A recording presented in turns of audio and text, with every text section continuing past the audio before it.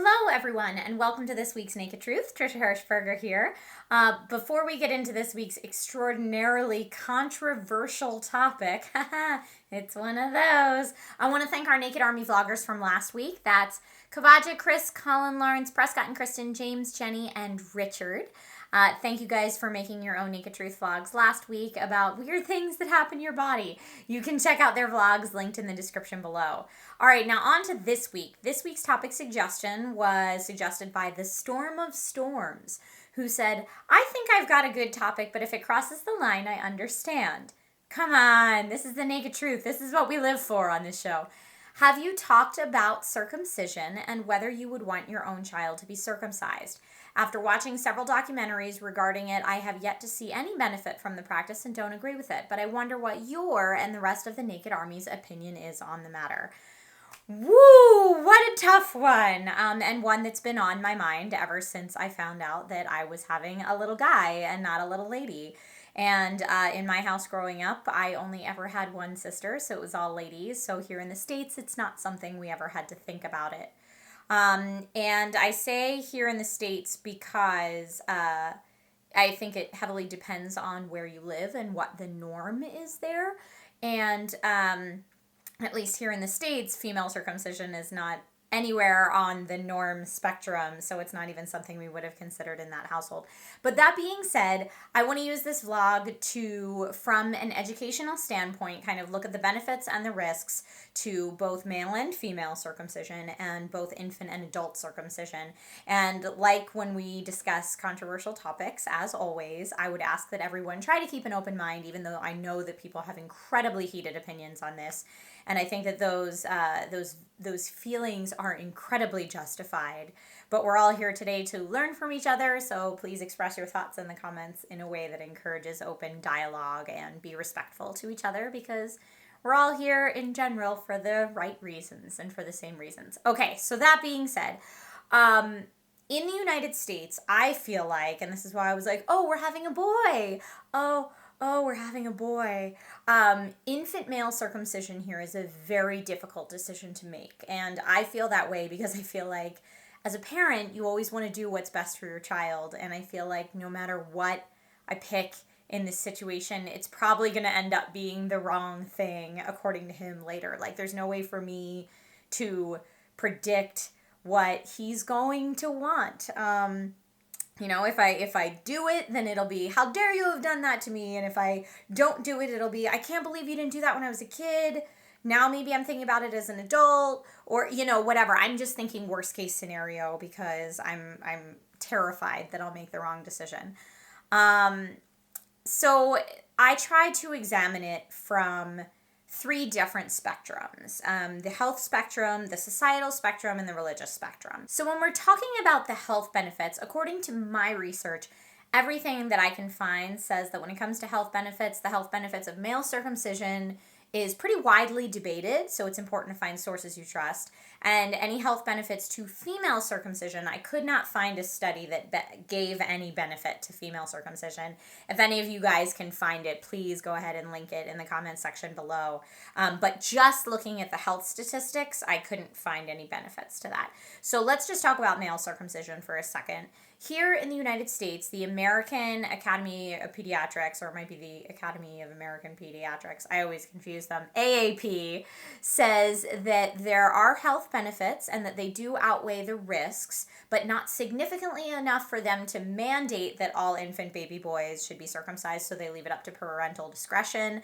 And the benefits that they list are things like less chance of getting urinary tract infections, penile cancer, contracting HIV, lower risk of other STDs in general. And again, they say these are all great things, but the amount of benefit that there is to them has not been proven significant enough to say that we should do this to everyone.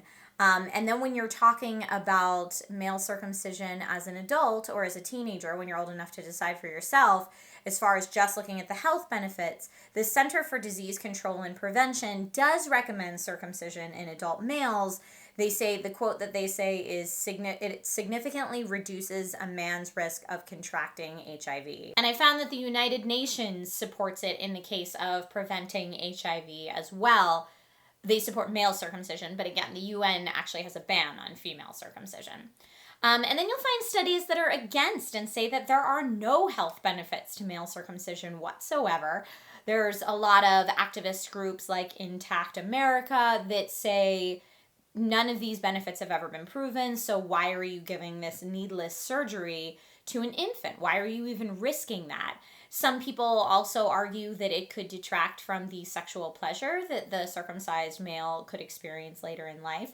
And then there's other sources like the Mayo Clinic that say it could even potentially increase the sexual pleasure. But since that's something that's subjective, that's very hard to measure in a study. The NHS in the UK, because I was trying to find a non-activist group source to look at, the NHS in the UK acknowledges the health benefits. They say that they are there, but only after every other treatment option has already been exhausted. They're generally less in favor of it, which makes sense because it's something that's less common in that area. So what I would argue to people who are making a case for health benefits or no health benefits is please do your research and read a lot of different sources and find a source that you can trust. And especially when people are commenting down below, I do ask that you try to avoid using activist groups in one side or another and try to take an organization that generally has an objective standpoint on a lot of these different things. Of course, that's impossible to find, but this is what helps me the most, and that's what I tend to believe the most. And since this is something that obviously has been weighing on my mind a lot, that's what I would love to read in the comments. Then we have to look at it from a societal point of view, which, this is when it gets really crazy. So in general, I feel like people tend to argue for whatever they are as the norm. For example, I am not a circumcised female, so for me, I would probably tend to knee-jerk reaction against circumcising females because I think, well, my life's pretty awesome and I'm normal, so why shouldn't that be normal? And I think that this heavily depends on where you are from. As I mentioned earlier, in places like the United Kingdom or Finland, only 2 to 3% of males are circumcised, whereas here in the United States, in my generation, 80% of males were circumcised. So that's a huge difference. However, there's been a decline in that in the United States. As of a couple years ago study, I believe it was 54% of infant baby males in the United States are circumcised. So yes, above average, but just slightly above average as far as the percentile. And when it comes to female circumcision, I actually read a really interesting study in The Atlantic about female circumcision primarily in Egypt, where about 80% of teenage girls do choose to undergo this. And the reporter in this article was saying that she spent years living with and studying, and a lot of these girls do voluntarily choose it. It's not something that's forced upon them, and that she found that really interesting, and I certainly found that really interesting because we kind of always hear about these horrible patriarchal societies imposing this on women. But that there were women who actively chose to do this, or teenage girls who actively chose to do this as a rite of passage into becoming a woman, and that's fascinating too when we start talking about adult circumcision. And again, I think that all boils down to where you're from and what's considered normal where you're from. If you feel like that's something that you want to do or not. No one wants to be outside the norm. Everybody wants to be just like everybody else. I mean, otherwise the thought can be, or the fear can be, that you're risked being made fun of because you look different, maybe not being as sexually attractive as other people because you look different. There's a lot of psychological fears that I think come into play there. And here in the States, I do remember kids when I was little getting made fun of because your penis looks different, that kind of thing. But now that rate has dropped from 80 to 50%, if it's going to be about half of each, then at least in the United States, is that argument still really valid, or will it be half and half, so kind of everybody's normal? which would be great. I'd love it if we didn't make fun of people for being different. That would be awesome in general. And then we have to talk about the religious aspect to all of this. There are some religions, namely Judaism, a lot of Muslims are circumcised, where it's an important part of their cultural heritage to do this.